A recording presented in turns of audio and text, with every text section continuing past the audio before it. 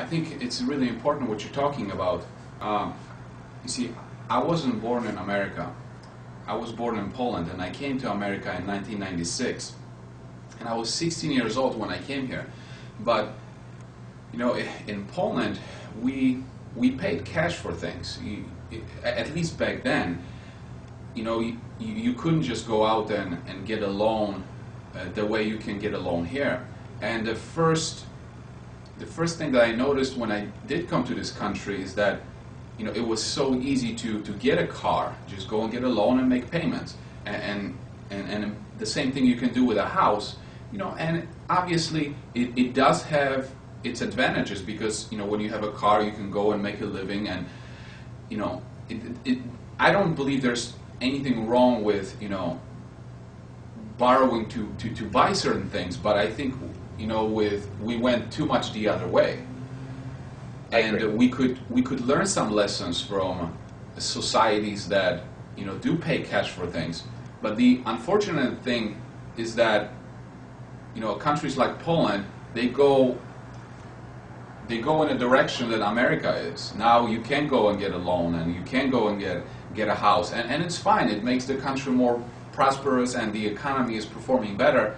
But will we go the other way? That we take on too much debt, and now we're having problems because we're over leveraged. I agree. I have had that question asked numerous times by people, where they say, well, you know, how can I buy a house if I'm going to pay cash? You know, I can't come up with that amount of money in a short period of time. And I agree with you. In our modern day economy, you need to use credit, but you need to use it wisely. So what I typically try to tell people is, try to think of your debt as try to live on half of your income. If you can do that, I like that. You will prosper. And, you know, it's interesting, you're talking about the comparison between Poland and the United States and how people paid cash there, and here we went to the extreme. You know, 5 years ago, our national savings rate was nearly zero. It was under 1%. And I think that pendulum is now swinging back the other way, Mario. The last I looked at it, I think it's up around 6%. So hopefully, as a nation, we're starting to use some better financial principles. But now the question is, okay, we're at 6% right now, but is it sustainable? Is it because people are scared that, you know, they're saving because they don't believe that their job is stable enough? What happens when the economy does improve and the unemployment rate drops, and, you know, they feel better about themselves? Are we going to go the other way? I hope not, but, you know, I wish something like this was sustainable. I hope not, just like you, and my additional hope is that as a country, we're starting to tighten our belt a little bit as individuals, not the government, but as individuals, we're starting to tighten our belt a little bit, and that's going to take some pressure off of individual households. So my hope is that when people start realizing that they are living a little more prosperous, when they're not so much in debt. And, you know, debt is only one part of living a prosperous life. Benjamin Franklin hardly talks about savings and debt. He talks about that in 2 or 3 different places. The rest of the time, he's talking about all kinds of other principles that lead to prosperity, or pitfalls that lead to financial problems.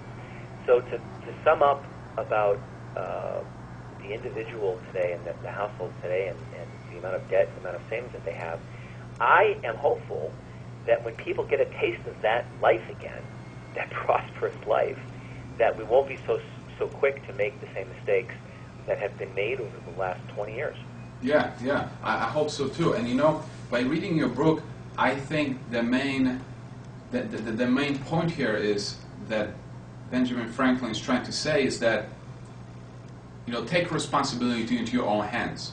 Don't wait for the government to fix the problems. And I think this is a great message to deliver to people, because just because 90% of the population is not doing so great doesn't mean you can't. Exactly. That woman that Benjamin Franklin was talking to, the story that you told, he didn't go off on what the government can or cannot do for her. He talked to her about what was in her ability to change. How could she influence her own life? And pretty much in the book, all of these other principles are things that individuals can do to make themselves more prosperous. Yeah, yeah. Well, like I said to you, I think your book is great. I really enjoyed it. It's a lot easier to read than the original version, because I did read the original version, and your book really flows. Where can people get a copy of your book? Mario, the book is available on my website, which is www.thewaytowealthbook.com. And it's also available on Amazon.com, Barnes & Nobles. I mean, it's available really everywhere. Small bookstores, you may have to order it. However, if you go to my website, I would tell people to go to the website because I have links to the book on Amazon and so forth. If they purchase a book from my website, I am donating a copy of the book to a local library or school library of their choice. So if a person comes to my website, they could choose wherever they want to buy the book, but if they choose to buy it from the website, I will donate a copy to their local library or their school library of their choice in their honor. The reason I'm doing that, Mario, is there are people today that are having difficulty even coming up with the $12, $15 for the book. I want to give something back to the local communities. My original motivation in writing this book was to help people, and I want to keep that front and center. So, on my website, I could donate a book to your library for every book you purchase, but it's also available on Amazon.com, and you can find those links on my website. Also, can I say one other thing about the book? Yeah, go ahead. My book, I included the original version in my book as well. The first part of my book is the new, easy-to-read modern English version that I wrote, and as an appendix, I put one of the original versions of the book. So when a person buys the special edition written by Jack Vincent, that's me, they get actually both copies of the book. And I did that because once you read the modern edition, it just makes the original colonial English version just so much easier and more pleasant to read. Yeah, I agree with you.